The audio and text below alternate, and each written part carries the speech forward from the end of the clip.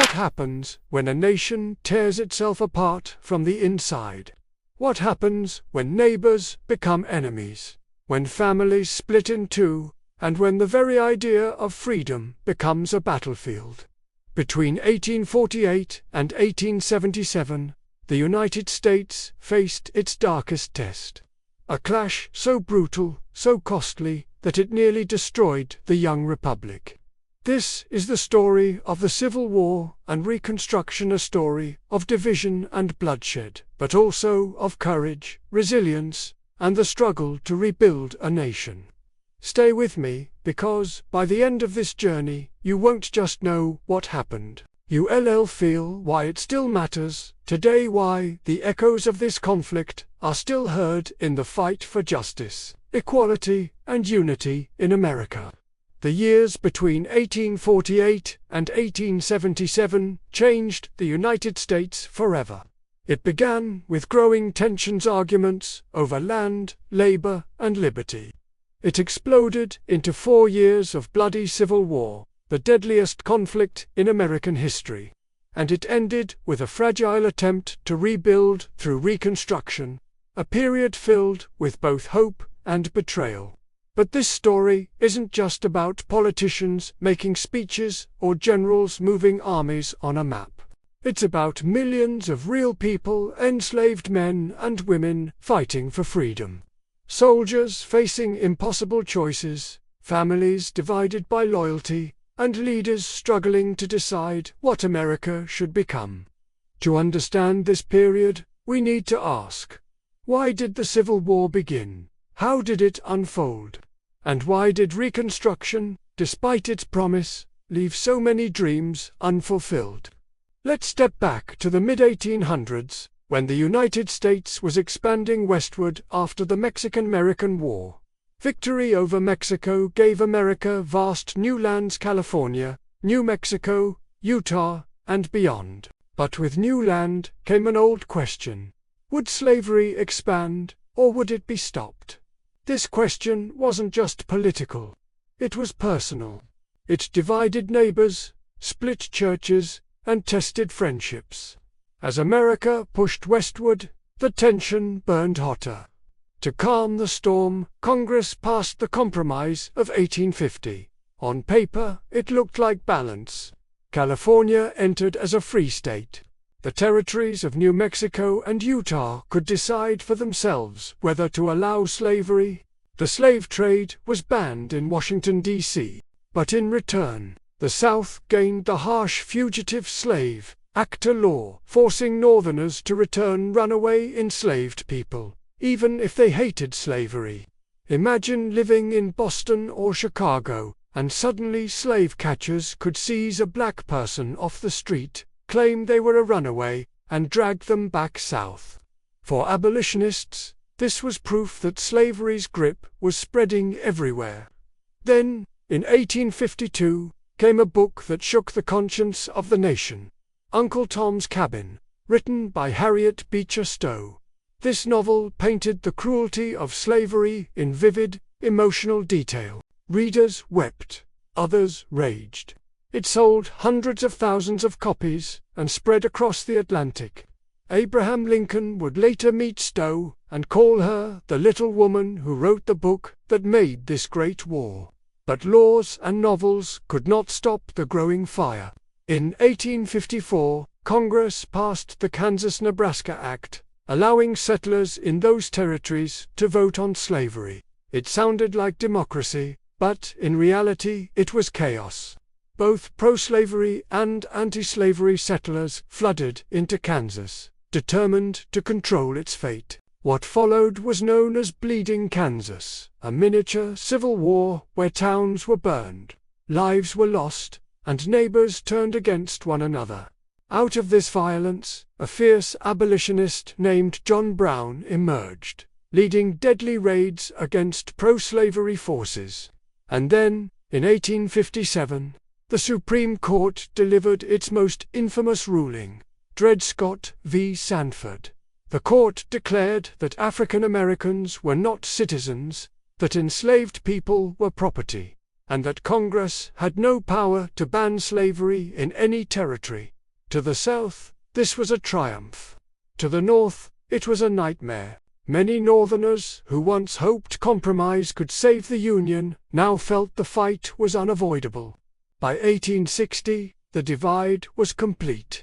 Into this storm stepped Abraham Lincoln, candidate of the young Republican Party, which opposed the spread of slavery. When Lincoln won the presidency, Southern leaders saw it as the death of their way of life. They believed their future under Lincoln meant the destruction of slavery itself. One by one, Southern states broke away. South Carolina went first, followed by others. They formed the Confederate States of America, with Jefferson Davis as their president. America was now a house divided, and soon it would go to war. On the morning of April 12, 1861, the sun rose over Charleston Harbor in South Carolina. Suddenly, thunder shook the sky. Confederate cannons opened fire on a small Union garrison at Fort Sumter. Smoke filled the air as shells rained down. The defenders held out for hours, but eventually the Union surrendered. In that moment, the Civil War had begun. News of the attack electrified the nation. In the North, thousands rushed to enlist, determined to preserve the Union. In the South, cheers erupted as men volunteered to defend the new Confederate States of America. It was no longer politics, it was war. The Union, led by Abraham Lincoln, would fight to hold the country together. The Confederacy, under Jefferson Davis, would fight for independence and the preservation of slavery. At first, many believed the war would be quick. In July 1861, Union troops marched confidently toward Confederate forces near a small stream in Virginia called Bull Run. Civilians from Washington rode out with picnic baskets to watch the battle, expecting a Northern victory. Instead, the Union Army was crushed. Panicked soldiers fled, and the shocked spectators were swept up in the retreat. It was clear now this would be a long, bloody struggle. The North planned to choke the South with the Anaconda Plan, surrounding it with a naval blockade and seizing control of the Mississippi River. But in the early years, the Confederates won several key victories, proving they would not go down easily. Meanwhile, conditions for ordinary soldiers were horrific. Disease, hunger, and exhaustion claimed more lives than bullets. Letters home told stories of muddy camps, empty stomachs, and friends buried in shallow graves. In September 1862, the two armies met at Antietam Creek in Maryland. Cannon fire thundered across the cornfields, and musket smoke blanketed the air. By the day's end, more than 22,000 men were killed, wounded, or missing. It was the single bloodiest day in American history. Neither side gained a decisive victory, but, for Lincoln, it was enough. He seized the moment to make a bold move. On January 1, 1863, he signed the Emancipation Proclamation, declaring that all enslaved people in Confederate territory were free. Though it did not immediately free everyone, it transformed the war. No longer was the conflict only about preserving the Union, it was now about human freedom. The proclamation also allowed African American men to enlist in the Union Army. Nearly 200,000 black soldiers would fight before the war's end, many giving their lives to prove their courage and claim their liberty. The year 1863 became the turning point. In early July, Union and Confederate forces clashed in Gettysburg, Pennsylvania. For 3 days, thunderous cannon fire and desperate charges filled the fields and hills. Over 50,000 men were killed or wounded, the largest battle of the war. When the smoke cleared, the Confederates retreated. For the first time, Robert E. Lee's army had been decisively stopped. A few months later, in November 1863, Lincoln stood on that battlefield to dedicate a cemetery. His speech, the Gettysburg Address, was only 272 words long, but it redefined the war. Government of the people, by the people, for the people, shall not perish from the earth. These words echoed across generations, giving meaning to the sacrifices made. On the same day as Gettysburg, far to the west, Union forces captured Vicksburg, Mississippi. With this victory, the North gained control of the Mississippi River, splitting the Confederacy in two. The twin triumphs of Gettysburg and Vicksburg marked the beginning of the end, but the South refused to surrender. In 1864, Ulysses S. Grant, now commander of all Union armies, launched relentless attacks. He knew that wearing down the Confederacy, even at great cost, was the only way to end the war. At the same time, General William Tecumseh Sherman began his infamous march to the sea. His soldiers cut a fiery path across Georgia, burning crops, tearing up railroads, and destroying factories. Sherman declared, "War is cruelty, and you cannot refine it." His campaign broke the South's ability to fight and its will to resist. By the spring of 1865, the Confederate cause was collapsing. Union troops captured Richmond, Virginia, the Confederate capital. On April 9, 1865, General Robert E. Lee met General Ulysses S. Grant at Appomattox Courthouse. In a quiet home, Lee surrendered his army. The war was over. Soldiers wept, shook hands, and began the long march home. The United States had survived, but at a terrible cost. Over 600,000 lives had been lost, more than in World War I, World War II, Korea, and Vietnam combined. Fields lay barren, towns destroyed, and families broken. For enslaved people, the promise of freedom was real, but uncertain. They had been declared free, yet they faced an unknown future.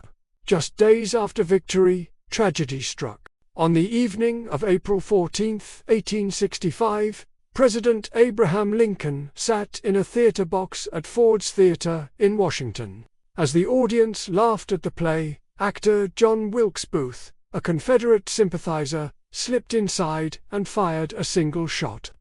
Lincoln slumped forward, mortally wounded.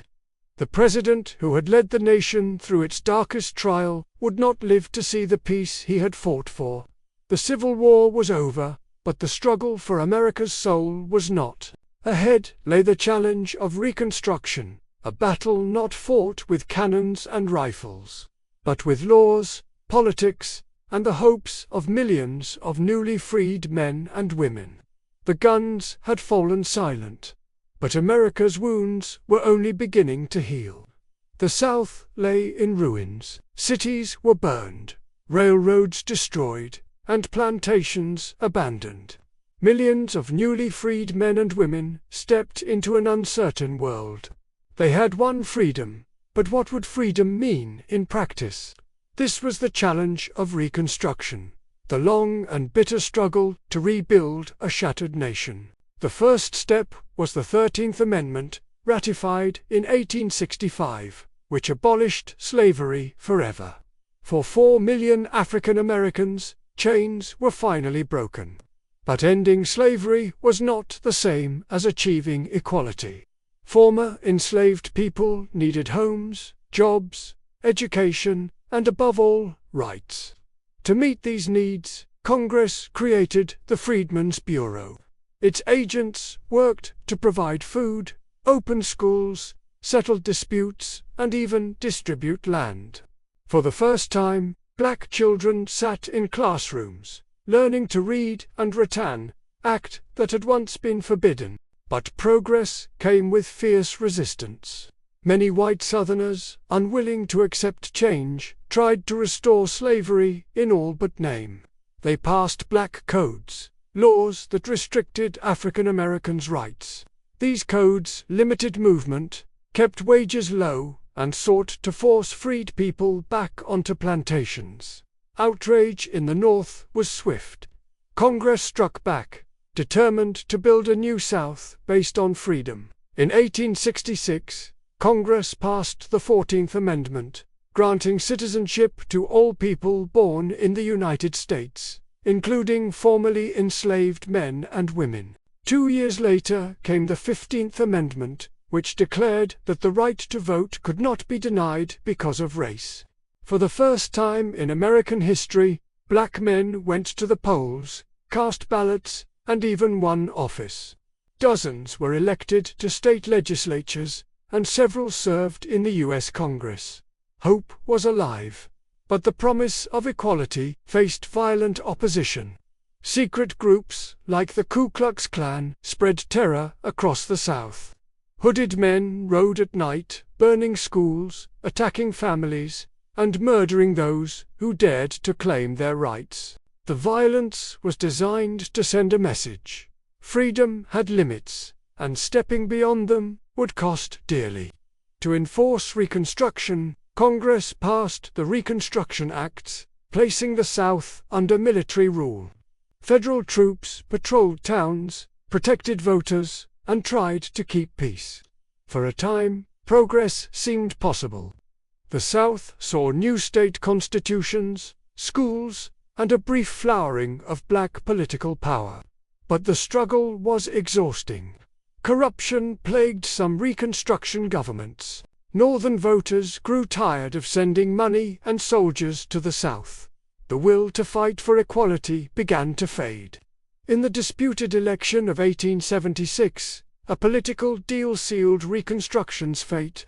The Compromise of 1877 handed the presidency to Rutherford B. Hayes, in exchange for the withdrawal of federal troops from the South. When the soldiers left, Reconstruction collapsed. White leaders quickly regained power, rolling back many of the gains African Americans had made. Through violence, intimidation, and new segregation laws, a system known as Jim Crow took hold. The dream of true freedom was pushed aside for nearly a century. Yet, even in disappointment, Reconstruction left a powerful legacy. The 13th, 14th, and 15th Amendments remained part of the Constitution, waiting for a future generation to use them. The struggles of the 1860s and 1870s laid the foundation for the civil rights movement of the 20th century. So what does this story mean today? The Civil War ended slavery, but it did not end racism. Reconstruction promised equality, but it delivered broken promises. Still, it changed the very meaning of America. It redefined freedom, reshaped the Constitution, and proved that progress, though fragile, is possible. The echoes of 1848 to 1877 are still with us. Debates about equality, voting rights, and justice are not new. They are the continuation of struggles begun during those years. When we talk about unity, when we argue about the meaning of freedom, we are hearing the voices of the past. The Civil War and Reconstruction remind us that history is not just a record of what happened. It is a mirror reflecting who we are and what we choose to become. The men and women who lived through those years left us a lesson. Freedom is never free. Justice is never guaranteed, and unity must always be rebuilt. As you reflect on their story, remember the sacrifices made, the soldiers who gave their lives, the families who endured loss, the enslaved people who fought for liberty, and the leaders who struggled to build a new America. Their voices still echo, asking us to finish the work they began. Because history is not only about the past, it is about the fight we carry forward.